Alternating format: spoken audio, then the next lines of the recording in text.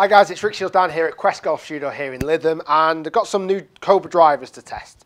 The Cobra King F6 and the Cobra King F6 Plus, and I've also got the Pro version as well, which is the F6 Pro Plus Pro version as well. So I'll test that in another video, but this is going to be about the Cobra King F6.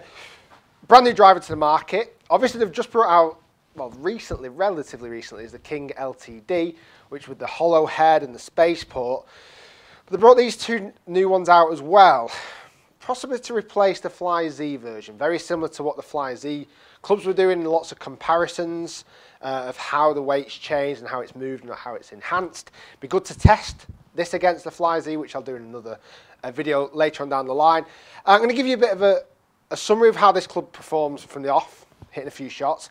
I'm then going to later on in another video further down the line is do the 30 golf ball test, where I hit 30 golf balls with this club, show the good ones, the bad ones and the middle ones, so we can really see how it performs off all parts of the club face. I promise you I'll hit all parts of the club face.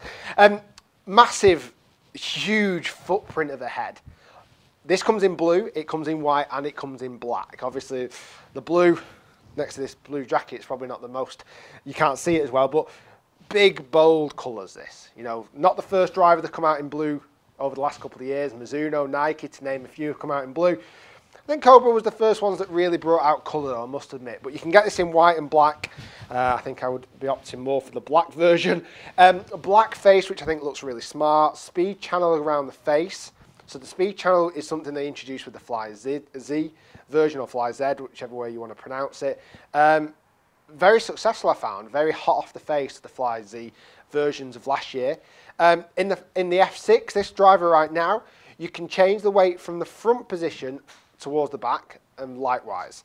There's a 10 gram weight, and then the other weight is literally nothing. It's just a cover. It's not even a weight. When the 10 gram weight is in the front, it's in its penetrating setting, which I've got it in right now. I've got this in the penetrating setting. And you can flip it to the back for the towering setting. What great words they are.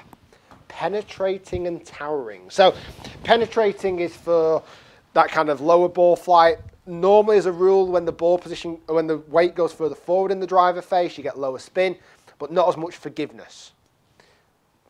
Normally equaling in a bit more distance. If the weight's further back, you gain forgiveness, but normally, as a rule, not as much distance as when the weight's forward.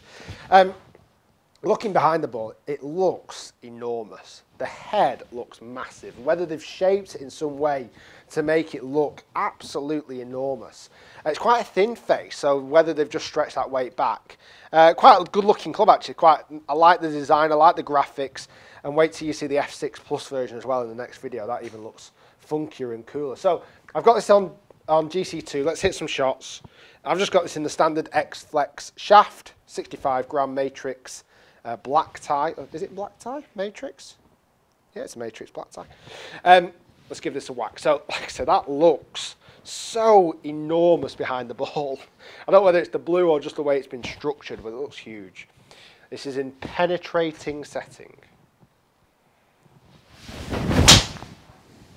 Oh, that's a nice flight. I didn't quite get every single ounce of the golf ball, I'll be honest with you. It wasn't my best hit in the world, slightly off bottom, which is what I found with the Cobra drivers as of late. I found that the strike performs better when it's higher on the face as opposed to being lower. I find that it seems to perform much better above the equator line than it does below the equator line. So something to bear in mind when hitting these drivers.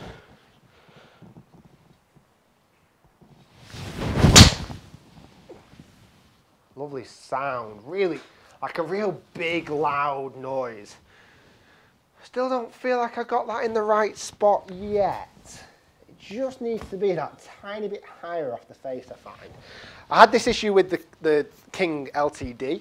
When it wasn't quite high enough on the face, it just spun up a little bit too much and I've lost distance because of that.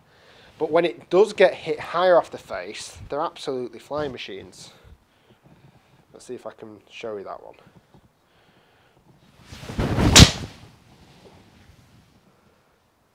That felt better. Look how straight they are, by the way. I'll take the straightness of those every single day, but And this setting right now, not finding maximum distance, like I say, this will be highlighted a bit more when I do the 30 ball test in a few weeks' time. When I do the 30 ball test, you'll see strikes from higher, lower, middle, and how it differs from the really good ones to the not so good ones. Let's find this one a touch higher on the face. There we go. There we go. Watch the difference of this. This was higher on the face, and look at the difference in distance. Isn't that incredible? And that is just strike location. That was just higher on the club face. It reduced the spin by nearly 1,000 RPM. And it just stays hit. There's a little bit of a, seen a trend with these Cobra drivers as of late. When hit higher on the face, absolute flying machines. No question about it. It's just finding that highness and high on the face anyway, so hitting above that equator line to unlock that distance. So that's definitely what I found. You can hit high enough on the face, it spins incredibly well and just seems to go forever. Like that one. Like that one. Oh, that felt good. See what I mean? How balmy is that? How crazy is that? And that was a strike location just above centre, and it performs that good, that much better. So I think once hit with these drivers and knowing how to really unlock the distance with this driver, you can get some incredible results. Let's throw that weight into the back portion this time. So this is, say, a 10 gram weight, which I've got in penetrating setting at the moment. And I'll screw that bad boy out and just show you. So this is a blue weight for this driver. I'm not sure if it stays blue with all of the drivers. I'm not sure, would it change colour? Maybe go to black with a black driver and white to a white driver. And then the other little capsule is quite simply a piece of plastic. It's nothing. It's absolutely nothing at all of any weight. So that's how they're moving weight in their drivers. They're using a very, substantial weight with a 10 gram and then absolutely nothing with the other kind of cover almost. So I'm going to throw this into the weight back position, which again should be its most forgiving setting. And it says towering. I do like those words. Towering and penetrating. I'm going to change the colour of the line just to show you the difference between these two. Edit club, I'll go for red line. Okay, so I'm going to hit, this is now in the weight back position, the towering position. Same loft, I've not changed anything in that. Let's give it a smack. It does look smart, this driver. I do like the graphics, I like the design. It looks enormous behind the ball, and I can't stress that enough. I really can't. It's a much more longer driver head. For me anyway, it certainly seems that way. Right, towering setting. Will this change the flight? Let's see. Oh, yes. Look at that difference. Didn't that change the flight quite a bit there? That felt really solid. And it's not, I mean, if anything, it's not lost any distance at all. I've hit it further.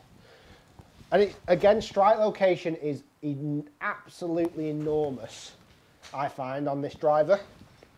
And I did with the King LTD. I really did. You hit the right spot, flying machines. Absolute flying machines.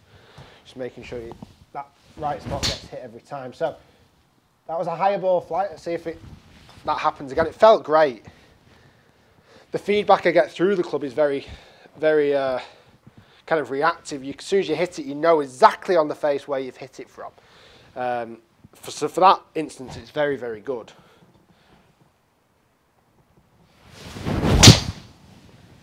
That's lovely. I actually prefer that setting. I actually prefer that weight being a bit further back in the head for me when I'm hitting that, which is, it's strange because in theory that's not the setting that would best suit me. To go further forward in the face to reduce the spin would best suit me, but that's peaking an extra. We'll have a look on the side view in a minute. Let me hit one more. So at the moment, I'm liking the club what it offers. I think if you can utilise the correct strike point on the face when it's a little bit higher on the face, then it is a absolute flying machine. We've seen from the evidence there, from the penetrating to the towering setting, it does make a difference. It does change the ball flight.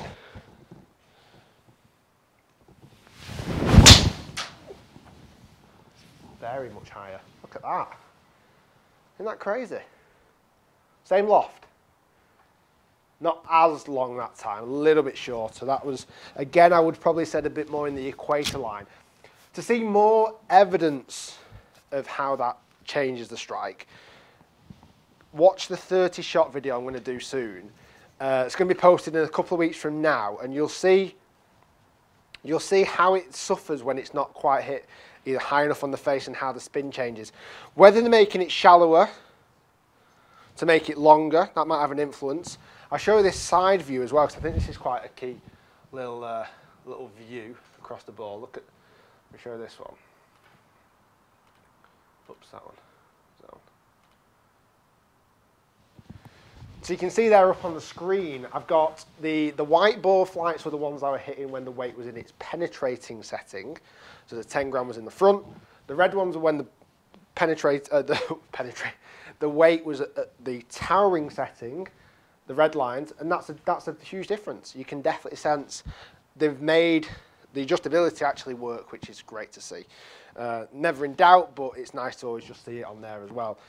Felt good off the face, very, very responsive. Again, if you can just unlock the power of this golf club and hit it in the right spot, flying machines, absolute flying machines. Don't forget, stay tuned for the 30 golf ball test I'm going to be doing coming up. I'm now going to move on to the Cobra King F6 Plus, which has got a slightly different track at the bottom of it, a slightly different weight moving, and I might just hit some with the Pro Plus as well. But there's not a lot of difference, just loft settings are different. Guys, thanks for watching. Hopefully you've enjoyed the video. Do subscribe so that you get notifications when I do put out the full test of this driver. This is just a bit of a sneak kind of preview, and over 6 shots you can't really see how a club performs, in my opinion, at all. You can get glimpses of how it can perform, but until you do some much more thorough testing, you're not going to really see the benefit of how this club performs. So stay tuned for the thorough testing. That's going to come up soon. Subscribe, comment below what you think about the new Cobra King F6, and don't forget to stay tuned for the F6 Plus. Thanks for watching. We'll see you next time.